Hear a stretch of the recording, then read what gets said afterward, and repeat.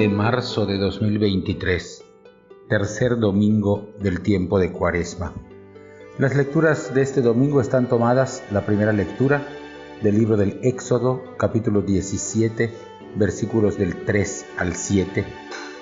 La segunda lectura está tomada de la carta del apóstol San Pablo a los Romanos, capítulo 5, versículos del 1 al 2 y del 5 al 8. Y el Evangelio está tomado de San Juan, capítulo 4, versículos del 5 al 42. Como hacemos en cada domingo, tomamos en nuestras manos nuestra Biblia o nuestro misal, hacemos una primera lectura pausada, atenta de los tres pasajes y pasamos a escuchar los comentarios.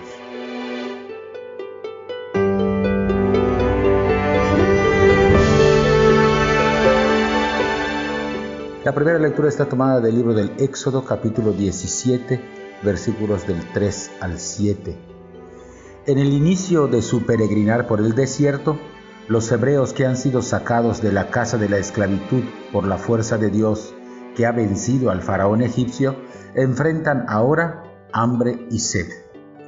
El esquema que el libro del Éxodo sigue para la resolución de ambos problemas, hambre y sed, es parecido. Se presenta la necesidad y el pueblo se queja. La queja del pueblo se convierte en protesta contra Dios. Nos ha sacado de Egipto para matarnos de hambre y de sed. A la protesta le sigue la oración de Moisés y la respuesta de Dios. Nuestro texto relata el episodio de la sed. Las murmuraciones de los que caminan por el desierto son una prueba de lo difícil que le resultará a Israel acostumbrarse a vivir en libertad, con todos los desafíos que la libertad representa. La indicación geográfica de los dos primeros versículos, omitida en la lectura litúrgica, refiere que las protestas comienzan cuando el pueblo acampa en Refidim, es decir, ya cerca del monte Sinaí. En 2 capítulos más, en las faldas de este monte, Dios hará una alianza con los que han escapado de Egipto para convertirlos en su pueblo. Serán mi propiedad personal entre todos los pueblos, un pueblo de sacerdotes, una nación santa, va a decir Éxodo 19 del 5 al 6. En Refidim no es de extrañarse, en medio del desierto no hay agua suficiente. El relato paralelo de Números 20 del 1 al 13 sitúa el acontecimiento en otra ciudad desértica, Cadés. Como ha ocurrido con el maná y las codornices que nos contaba Éxodo 16, que han satisfecho el hambre de los que huyen, también en esta ocasión los hebreos experimentarán la providencia de Dios. Una vieja leyenda judía sostiene que no son los hebreos los que encontraron la peña de la que habría de salir el agua, sino que esta piedra habría acompañado a Israel en el desierto, iba siguiendo al pueblo. Así va a decir la primera carta a los Corintios, capítulo 10, versículo 4. Es la tercera vez que el Señor deberá mostrar su amoroso cuidado por el pueblo. Lo ha hecho endulzando las aguas amargas de Mará.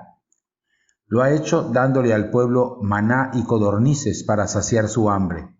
Y ahora hará brotar agua de la roca. Dios le pide a Moisés que use el mismo bastón con que había golpeado el Nilo para convertir el agua en sangre en la primera plaga, según nos cuenta Éxodo 7:19. El mismo instrumento que dio muerte, ahora será causa de vida. Los egipcios se negaron a escuchar el llamado de Dios a través de Moisés, el caudillo. Ahora los hebreos serán testigos de este portento para que cesen en sus murmuraciones y le hagan caso al Señor. Los nombres con los que el lugar será recordado, sin embargo, no conmemorarán tanto la hazaña del Señor o la intervención de Moisés, sino la cerrazón del pueblo que no dejaba de pleitear. Pleito en hebreo se dice meribá. Y de poner a prueba. Tentar en hebreo se dice masá. Poner a prueba a Dios pidiéndoles signos. San Pablo hace referencia a este pasaje en la primera carta a los Corintios. Ahí revela la que será la interpretación cristiana de este prodigio. En realidad, la roca era Cristo, y el agua que Dios dio de beber a los israelitas en el desierto, una figura del bautismo que nos salva. En el camino hacia la Pascua, fiesta bautismal por excelencia, este relato del Éxodo conduce nuestra mirada al bautismo, sacramento que brota de la roca que es Cristo y que se convierte en fuente de vida eterna.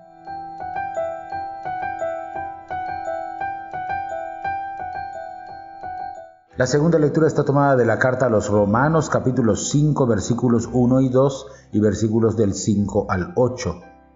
El capítulo 5 de la carta a los Romanos abre un nuevo bloque en la exposición que trae Pablo, un bloque que va a abarcar del capítulo 5 hasta el capítulo 8. 4 capítulos cuyo propósito es explicar con la mayor claridad posible en qué consiste la salvación que los discípulos de Jesús hemos recibido. Los que han aceptado a Jesucristo y han sido justificados por el misterio pascual experimentan ahora el amor de Dios y reciben el don del Espíritu como prenda segura de su salvación. La esperanza de participar de la gloria de Dios se funda en la muerte y la resurrección de Cristo, de la que los cristianos participan por el bautismo. La esperanza cristiana, nos dice Pablo, no falla cuando se apoya en la fe y se alimenta en la caridad. Es una esperanza que no se deja vencer ni por los sufrimientos ni por nuestro pecado. El Espíritu Santo es el actor principal de este pasaje. Don del Padre, promesa mesiánica. El Espíritu Santo no es solamente una fuerza exterior que realiza prodigios, sino es sobre todo principio de vida nueva en el interior de cada cristiano. A eso se refiere la tradición cristiana cuando entre las tareas del Espíritu Santo se le menciona como el escultor en el corazón de los fieles de la imagen del Hijo de Dios. Un viejo relato cuenta que Miguel Ángel, el pintor famoso, regresó a su pueblo natal, Caprese, después de ser ya un escultor famoso. Ofreció en homenaje a sus raíces una clase del arte de la escultura. El día convenido invitó al pueblo a reunirse en la plaza. La enseñanza del arte de la escultura sería de orden práctico. La gente vio entrar sobre una madera con ruedas un bulto gigante cubierto con una sábana.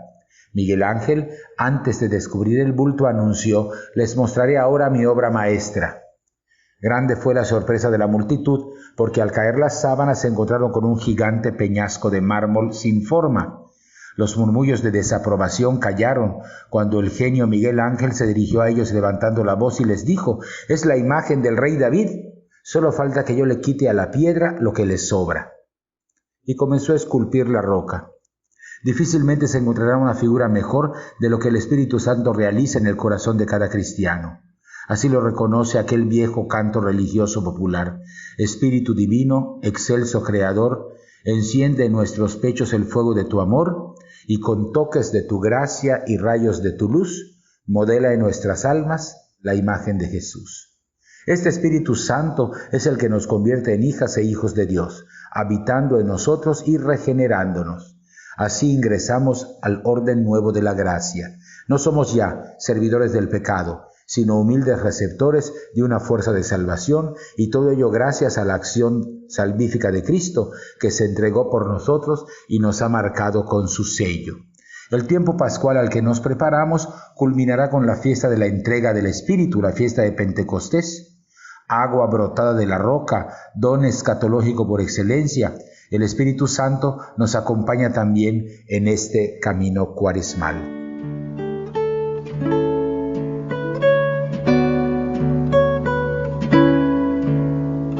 El Evangelio está tomado del capítulo 4 del Evangelio de San Juan, versículos del 5 al 42. Pocos textos de Juan dejan ver su maestría en el arte de narrar y de introducir elementos simbólicos en el relato, como este pasaje del encuentro de Jesús con una mujer samaritana. El Evangelio, largo en dimensión, está sembrado de audaces significados que no son visibles a una primera lectura. La figura de Jesús aparece coronada de distintas identidades superpuestas. Como los patriarcas, Jesús realiza este diálogo de amor en el brocal de un pozo.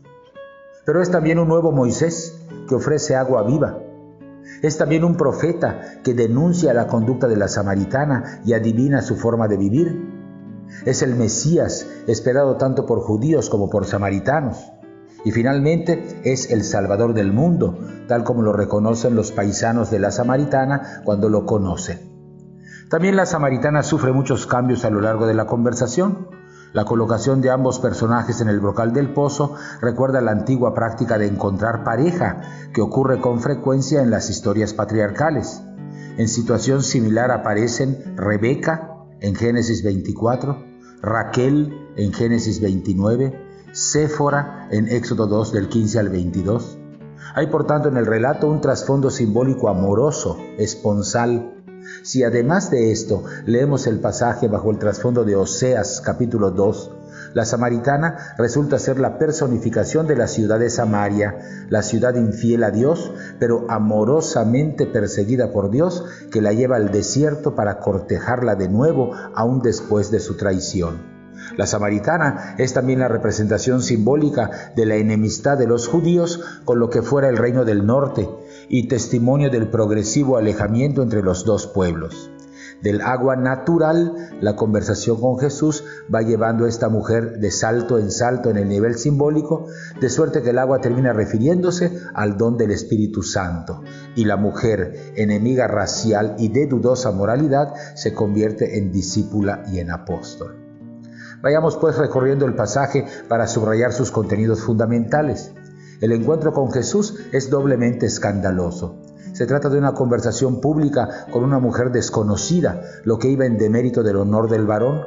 Pero además se trata de una samaritana, es decir, una mujer perteneciente a un pueblo hacia el que los judíos sentían una profunda animadversión. La historia era larga. Dividido el pueblo elegido en dos reinos después de la muerte de Salomón, que no supo conservar la unidad que tejió su padre David, el reino del norte, con capital en Samaria, conoció una prosperidad inusitada que terminó por desviar al pueblo y lo llevó a hacer apuestas equivocadas en sus alianzas con los reinos de entonces, envueltos en disputas feroces. Vencido por el imperio asirio, el año 722 cae la capital Samaria y el pueblo es deportado.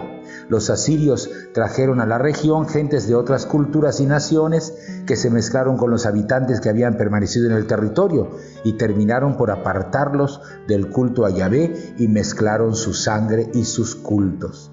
Samaria, nos cuenta el segundo libro de los Reyes, capítulo 17, versículos del 24 al 33, se prostituyó dando culto a 5 dioses distintos en otros tantos lugares de culto. De ahí la mención de los 5 maridos y su trasfondo simbólico. El resultado fue que los judíos empezaron a tratar con desconfianza a sus vecinos del norte hasta que una serie de enfrentamientos, entre ellos una violenta segunda destrucción de Samaria a manos de los judíos, terminó por enemistar de manera definitiva a los dos pueblos. En la primera sección del relato, que abarca el capítulo 4, versículos del 1 al 26, la conversación fluye entre Jesús y la samaritana, dejando en claro que Jesús es la culminación del Antiguo Testamento. La superioridad de Jesús es doble. Es más grande que el patriarca Jacob, que les habría dejado ese pozo. Pero sobre todo el agua que Jesús ofrece supera en cualidades al agua física del pozo, porque el agua que Jesús regala es el agua viva, don de Dios, símbolo del Espíritu y de la vida eterna. Jesús mismo es el agua prometida, de suerte que conocer el don de Dios se identifica con conocer al mismo Jesús. La segunda sección, capítulo 4 del 20 al 26, introduce la discusión sobre el lugar de culto que le es agradable a Dios. La rivalidad entre judíos y samaritanos venía acicateada justamente porque los samaritanos se habían separado del culto en Jerusalén y habían construido otro templo en el monte Garizim. Su separación había llegado al extremo de alentar a algunos escribas samaritanos a borrar las menciones de Jerusalén en las Escrituras y cambiarlas por el templo de Garizim. Jesús resuelve el problema presentándose ante la samaritana como el Mesías, el único y verdadero lugar de culto agradable a Dios. Los dos templos, Jerusalén y Garizim, quedan así relegados al pasado ante Jesús, que es el nuevo templo en el que Dios habita. El relato concluye con la tercera parte, que va del capítulo 4, versículos del 27 al 42, en la que Jesús conversa con sus discípulos mientras la samaritana transmite su experiencia a sus paisanos y amigos. El ciclo de la evangelización se completa cuando el relato pone a los paisanos de la samaritana afirmando que ya no creen por el testimonio de la mujer, sino porque ellos mismos han reconocido en Jesús al Salvador del mundo. No es casual que este relato haya sido leído en claves distintas. Su riqueza de significación es amplia. Recordemos que el libro de los Hechos de los Apóstoles nos refiere en el capítulo 8 que una vez que se desató la persecución contra los cristianos y estos huyeron de Jerusalén y se dispersaron, fue la región de los samaritanos la primera en haber sido evangelizada. Para los cristianos de la primera generación, el relato del encuentro de Jesús con la samaritana era la confirmación de que la aceptación del mesianismo de Jesús entre ese pueblo despreciado por los judíos era una señal del tiempo nuevo del Mesías. Finalmente, este pasaje es un relato que presenta simbólicamente el camino de conversión cristiana. Es una catequesis para la iniciación cristiana. En efecto, el paso de la comprensión de la mujer que parte del agua física y que no comprende del todo las afirmaciones de Jesús, hasta llegar al entendimiento pleno de que Jesús es el Mesías, y el compartir misionero de la samaritana con sus paisanos y vecinos, ilustra muy bien las etapas del catecumenado que se habría de establecer en la Iglesia en siglos posteriores. Hasta aquí los comentarios, inusualmente largos porque el Evangelio de la Samaritana es muy largo, pero hasta aquí los comentarios. Hacemos lo mismo de cada domingo, tomamos de nuevo en nuestras manos la Biblia o el misal, hacemos una segunda lectura atenta, pausada, esta vez en oración, y estamos ya listos para participar de la Eucaristía.